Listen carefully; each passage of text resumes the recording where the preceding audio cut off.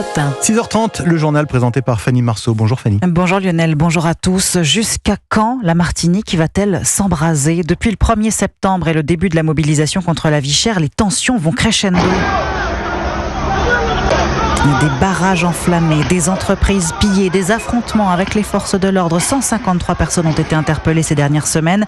L'île sombre en plein chaos avec des émeutiers qui tirent à balles réelles sur les gendarmes, qui tentent de racketter des automobilistes sur les barrages, voire qui les agressent, comme ces deux jeunes femmes victimes d'une attaque particulièrement violente mardi soir.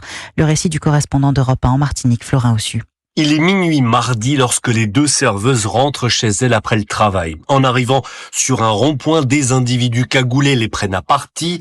Après négociation, leur voiture peut finalement passer, mais les malfaiteurs changent d'avis et se mettent à porter des coups sur le véhicule. Les jeunes femmes s'enfuient vers leur domicile. Elles sont suivies et rattrapées par les braqueurs qui s'emparent du véhicule pour le brûler. Les deux jeunes femmes terrorisées se cachent pour fuir leurs agresseurs.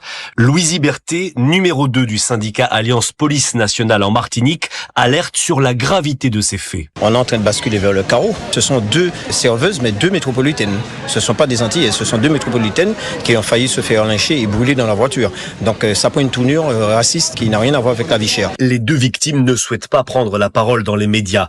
Le porte-parole des restaurateurs de Martinique, Karl Mamlamfouk, est lui aussi encore sous le choc. On a évité un drame absolu. C'est absolument terrible de se dire que on met le feu à une voiture avec les personnes dedans. On pourchasse ces personnes jusqu'à chez elles pour les terroriser.